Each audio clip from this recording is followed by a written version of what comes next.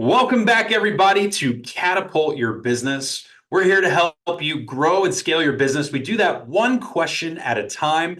I've got a great question for you this week. We're talking about what are the most important areas you have to focus on in your business if you want to move from being in the multiple hundreds of thousands of revenue up into the $1 million plus revenue.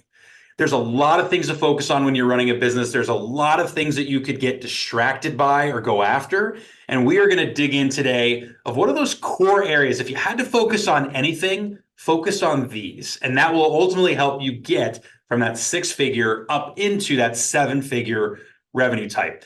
Now, I've got a great guest with us today. I've got our director of 3X. Welcome, Angie, to the call. Thank you, Casey. Excited to be here this afternoon. Well, we're glad to have you. And for everybody listening in who don't know, Angie helps oversee our 3X program, which is actually for business owners that are between 200 and 500,000 in revenue. So she knows a thing or two about taking people that are in this stage and helping them jump out quickly and get over that, into that $1 million world. But before we dive in and get some more details about the 3X program, Angie, can you just share a little bit of background about yourself so people know where you're coming from? Sure. I journalism, automotive background, turned into business owner. I had a marketing agency for 10 years before I had the opportunity to join Cultivate. And I just absolutely love it because it allows me to continue working with business owners and helping them excel and grow beyond where they ever thought they could be. Well, like most, Angie, you've got a killer rap sheet before Cultivate, and we're glad to have you. And you're doing a killer job helping get our 3X program. Not only did you help us get it off the ground, but you're absolutely crushing in terms of the success that all of the owners are seeing when they go through your program. So thank you for helping some of these owners that maybe aren't as big where it makes sense for them to work with us one-on-one, which I know is our kind of our normal core product offering here at Cultivate. But let's dig into this question. I know a lot of people that get stuck in this multiple hundred thousands of revenue. And, we've all seen the data put out by the SBA where it's like how many businesses fail or, it's such a tiny percentage that ever gets to $1 million of revenue, right? It's like 1 in 20, I believe, have a shot at getting to $1 million in revenue. It just doesn't happen as much as you might think. What are some of the core areas that you find, right? When you meet with all these owners in that range, what are a few of those core areas that are holding them back? And if they would just focus on it, would help them propel themselves up into that $1 million revenue stream? Yes. There are 5. I'm going to hit 2 are smaller but they drive everything else. Okay. One is vision. You have to know where you're going and why. And I don't mean building out some big fancy vision statement. I mean, really, what is in it for you, the business owner? What are you trying to get out of this? You work in it full time, day in and day out. What do you want? What do you want to be able to pay yourself so you can afford to retire someday, so you can put your kids through college? You have to be really, really clear on what you're trying to accomplish. And then from there, you can build a really smart business plan. You can reverse engineer it. Once we have a good plan and a strong vision, we have a why, then we have to understand how do we set our days up for success? Where do we focus our time and energy so we're actually focused on the right things and we're not spending a ton of time just on things that do not matter? There's no business owner that has had an issue focusing on their time, has there been, Angie? Pretty much everybody. Okay, got it. Myself included. I'm not pointing fingers at anybody. It is a skill. It is a skill to harness for sure. Sorry, I didn't mean to.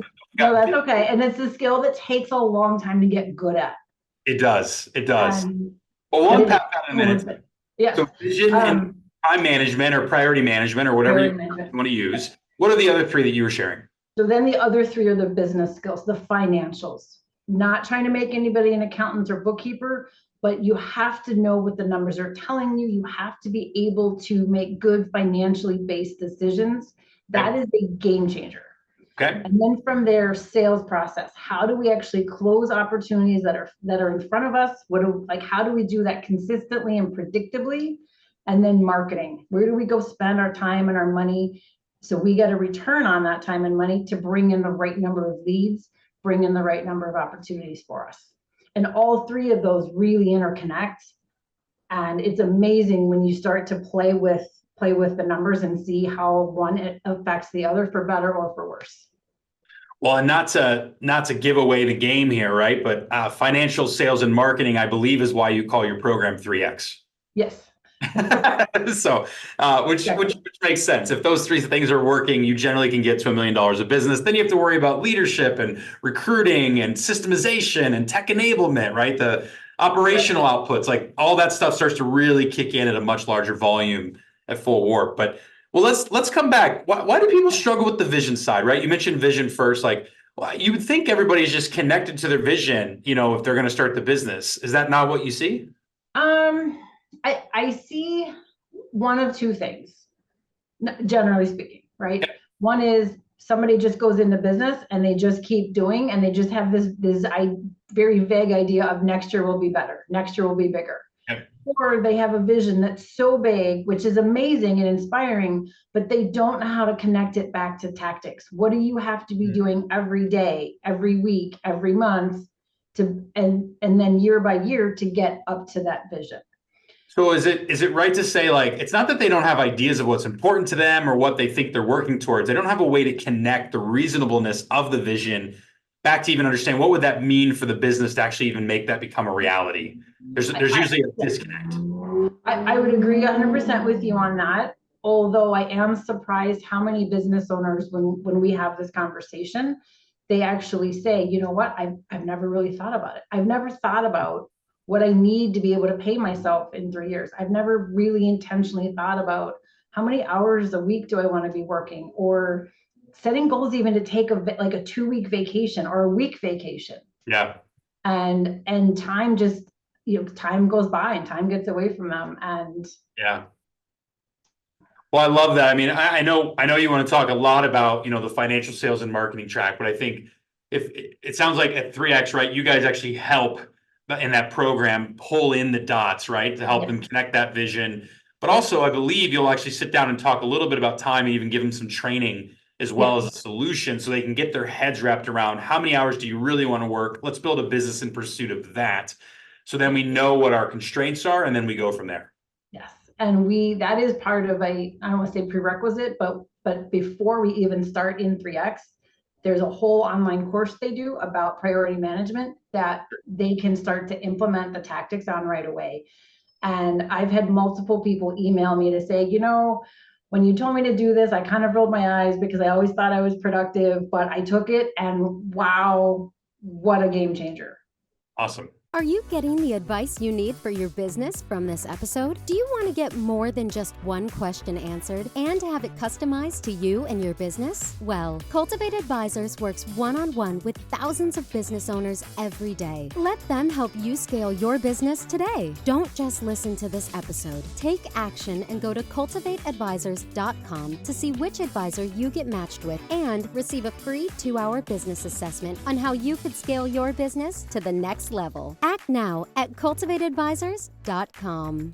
Awesome. Well, no one teaches this stuff, right? It's like finance in school for kids, right? Like who teaches it anymore? So no one teaches you how to measure your time and how to manage your time. They really don't actually. And the more technology we enable and the more things we keep trying to go faster and faster in the world, the more chaotic our calendars get, and we don't know how to pick priorities. And I think a lot of times business owners fall for this dreaded trap of movement versus results. Yes. Right? It's like, I'm busy, I'm working hard. Well, that's not good enough actually anymore. Right. There's a quote that I love, and I don't know if I'll get it right, but it's something along the lines of activity does not equal achievement. Yeah. That's right. Yeah, I totally buy into that. No doubt. Well, let's talk about these 3 core areas, right? Obviously, it's kind of how you've built and designed this 3X program, which all of the owners are working through in this size of the business. Let's start with the first one. Like, what's the pain point that a lot of owners are feeling? People are listening in, right? The business owners are listening in. These might be things that they've naturally experienced, but what are you most commonly seeing for businesses of this size when it comes to the pain points of leading their financials? Financials is one of the biggest areas of mystery and one of my favorite areas to help skill business owners up in, because it is so powerful. So pain points, just everything from they just don't know how to look at the profit and loss statement to understand what it's telling them. And in some cases, they don't even have accounting software, so they don't have financials at all. Well, if you don't have any kind of reporting that tells you what's happening in your business, you don't even have a shot at understanding what's working and what's not, and what could be working so much better. So just like financial literacy and acumen, just the basics. And it takes time and it takes effort and it's not easy, but once you do it, it is so, so powerful. So just basics, and then cash flow, understanding the timing of money in, the timing of money out, and how do you plan for that? How do you look into the future and project and see where you're going to have a shortfall and where you're going to have a surplus that you can then use to help fund that shortfall. And that's no different than a company running at 5 million, right? If they don't know their cash flow outputs, they don't have the confidence to take the right risks, because growth is expensive. I've talked a lot about that on the podcast over the years, right? And it's at the end of the day, if you do not invest enough, you cannot create the growth. And I know how it feels, right? You're just getting started. You only have a couple $100,000 in revenue. Well, you're going to behave a little differently when cash is so tight versus we build up enough cash to where we can actually take the right risks, calculated risks, to make the jump. What about pricing? Do you see anybody struggle with pricing at this stage of the business? Yes. And that the pricing challenges usually show up in a gross margin that's just so razor thin that you never have that cash flow, or that extra cash. But yes, the pricing, understanding where you need to price so that you have, first of all, you have enough to pay all of your bills, you have enough to pay yourself, and you have enough left over to be able to invest in that growth. So the pricing is a big deal. And there's a whole exercise we do, not even exercise, it's a couple of week endeavor to really dig in and understand the pricing and the cost of your services and goods or services, and where should those be.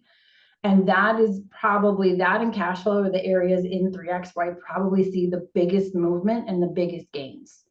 And I would venture to say 90% of the business owners I have worked with are not charging enough for what they're doing. That's very common. And again, it's hard, right? If you've never built or grown a business before, you don't know what other costs are coming your way as you continue to grow. You have to run your pricing as if you're going to go run a $5 million business, because there's going to be a lot of other costs you're just not thinking about that have to be pulled in, that are going to come and hit you as you continue to grow and scale, additional levels of leadership or whatever it might be to continue to sustain that pricing. So no, it's super, super helpful, Angi. Thank you. Any other thoughts on financials before we move on to sales? The second one you want to talk about? I think it's important to acknowledge that I hear a lot of statements like, well, I have a bookkeeper and accountant, so my numbers are good. Or, well, I've asked my bookkeeper and accountant for that, and then I don't get answers to my questions. And I would just say, understanding your numbers is not something to be outsourced. Yes, hire professionals to like reconcile the books, to categorize everything, but you have to be looking at them consistently every single month and take the time and effort to learn it. Like I said a minute ago, it's not easy, but it is so worthwhile, and it will pay dividends. Like double digit, triple digit ROI. You'll just sleep better. Yeah. And you'll have so much more clarity on your business and why things are the way they are. Yeah. And it's so freeing. You're absolutely right. I love it. Well, let's talk a little bit about sales then. So what are some of the areas that you commonly see when people meet you where they're not behaving in a way that would help get them to $1 million in revenue, right? Like there's things that they're doing or things that are just out of whack. What are the most common pain points or identifications that you see on the sales front? Sure. With sales, I think it is typically that there's not a consistent process. We just don't have a systematic way of handling sales. So somebody calls us, somebody emails us, they are interested maybe in doing business with us, and we just don't have a consistent way of figuring out what happens next and what happens after that, and how do we guide them through systematically until we get to a yes or a no. And there's just a lot of the basics around a good sales process that I see most owners struggle with. Well, and if you can increase conversion because you have that much better of a sales process, that frees up time. It allows you to sell faster, and then ultimately it'll help you get more resources quicker. Right. And I think that's where most people miss the boat. And how many times are folks at this size primarily doing all the sales themselves, especially if it's like a service business? Most of the time, But it's also one thing I hear most business owners trying to outsource first and too quickly. So if you think, so I have to just kind of slow everybody down and say, well, wait a minute, if you don't have a process, if you don't know what works or what doesn't work, if you don't know how many leads you should be converting, you can't bring somebody into that position because you don't set them up for success. And then you waste a lot of time and money. They get frustrated. It's a bad scene all around. Well, what my favorite part about this too is, right, if you know your finances and then you know your sales, you have to know both of those before you could ever know how much you can spend on a lead. Right. Right? Like if you don't know what your cost per acquisition is, and how long the sales process is, how many leads you need for every closing you're going to get, how that ties back to how much money you're going to make for that sale, it's almost impossible to build a winning model that can actually continue to roll and scale on its own. Right. And it's really the difference of taking you out of this position of being reactive or being in the passenger seat, if you will, to putting you in the driver's seat of growth. And when you understand the financials and the sales process and how many of those leads you can convert, then you can go build a smart marketing plan that's tied to like how many leads are actually coming in. Then you're in the driver's seat. Thanks for tuning in to Catapult Your Business, where Cultivate Advisors is helping you catapult your business one question at a time. Are you running your business, or is your business running you? At Cultivate Advisors, they'll match you with an expert advisor and do a free 2-hour deep dive for your business. This will give you the clarity you need on how to get your business to the next level. Cultivate has worked with thousands of businesses. What do you have to lose? So head over to cultivateadvisors.com and sign up for your free 2-hour session. Yeah.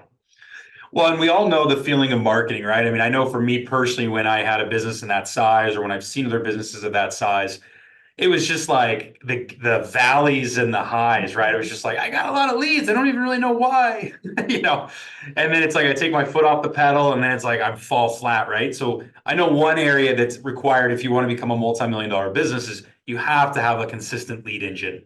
Right. There has to be a clear-cut path that doesn't involve you only as the owner if you're going to get leads, and usually requires some form of investment, which never happens because they didn't have their financials baked properly to know how much they needed to spend on marketing, and they weren't actually charging the customer the cost of acquisition appropriately, and what was in the market, right? So I'm just curious, what have you seen on this marketing front? And obviously, you've got amazing chops in marketing from your background. Yeah.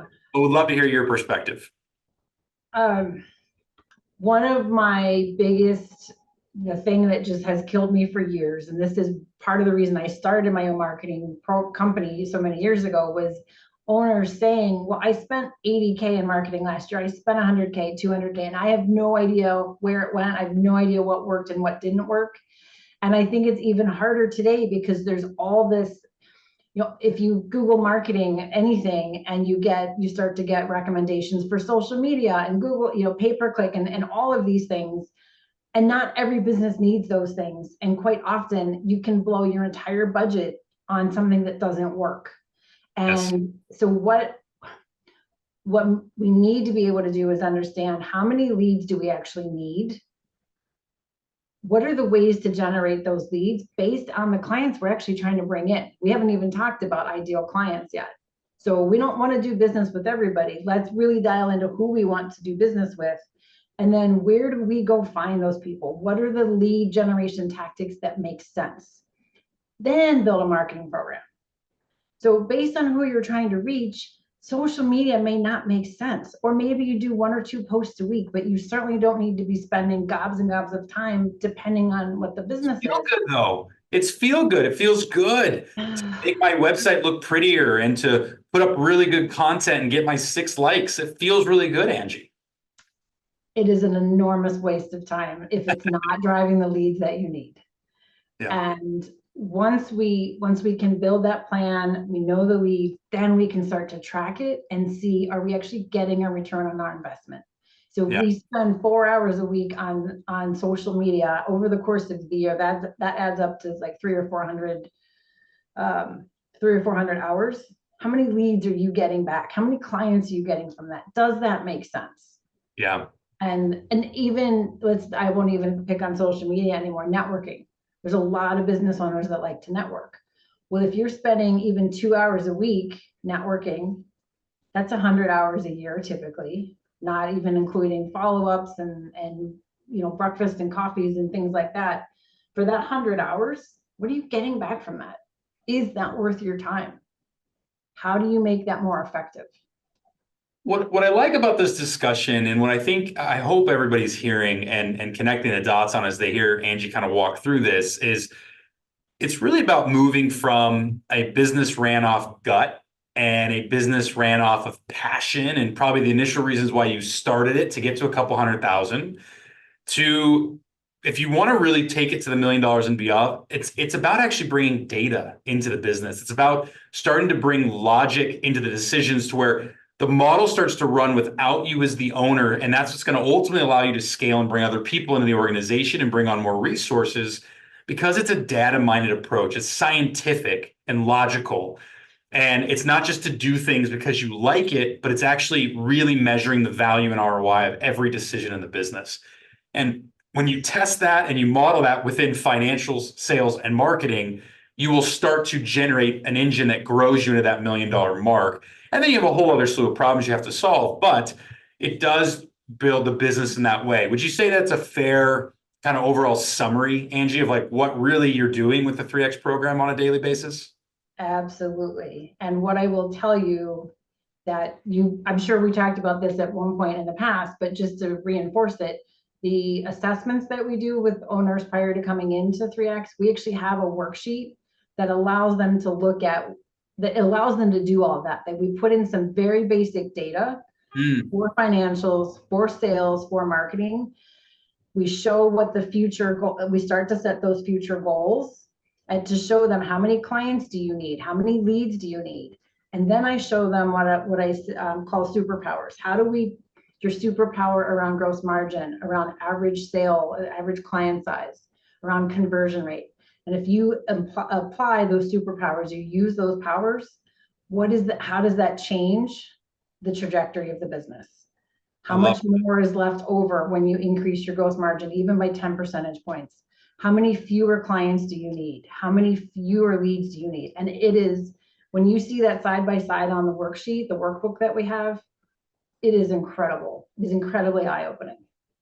Well, look, if you look at business as just a big machine, right? Do you want to learn how to run the machine by just running around and checking every little place and being confused and not figuring out why it's not working? Or do you want to know that there's 4 levers to pull and you know what the levers do when you pull them, and you always know how to make the machine work the way you want it to work?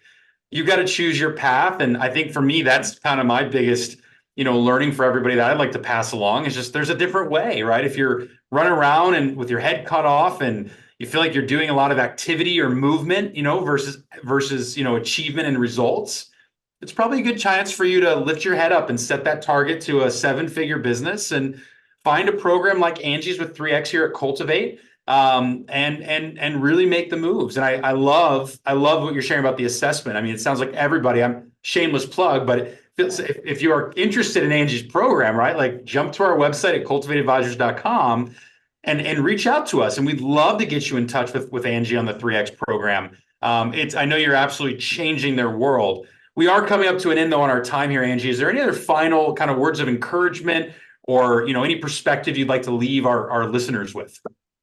It's a great question. And I wish I had something profound to say. I would maybe put it this way. If you are in a place where you have big dreams, big goals, or you want something beyond what you have and you don't know how to get there, you don't have a plan, or you're feeling stuck, you're feeling like I just am going through every day trying to sprint a marathon, reach out to us. We are happy to have those conversations with you, schedule you for an assessment, and see if this is what you like, see if this is even a good fit for you. And I do promise you the hard work, it's hard to change. It's hard to start moving from this place of running by gut and running the business by numbers. But for the clients that work with us in 3X, we are there to support every step of the way. And it is transformational. It is absolute night and day. And what I tell people going in, and this is based on graduates who have told this to me, that they graduate or they move on from the first 6 months of 3X into the graduate cycle, because now they feel like CEOs, not owners. They are CEOs. And it is a mindset shift that is just so fun to watch and so worthwhile. If you're listening to this and you're thinking, wow, there must be a better way to run this business. I love it. I love it. So just to wrap us up, start with the vision. Make sure your productivity and the way you spend your time and your priorities are in check, and get a data-minded approach to all of your financials, your sales, and your marketing. You get those things going. That's usually the difference between a business running a few $100,000 in revenue up to, surpassing that seven figures, $1 million mark and beyond. Angi, thanks so much for taking some time out of your day and stepping away from your program here to share some wisdom with all of us. For everybody listening in, continue on your entrepreneurial journey. It's going to be hard. It's going to be treacherous, but it's also going to be rewarding. And remember, no one said it was going to be easy. They just said it was going to be worth it. Until next time, we'll see you again for another episode of Catapult. Thanks so much for joining us. Take care, everybody.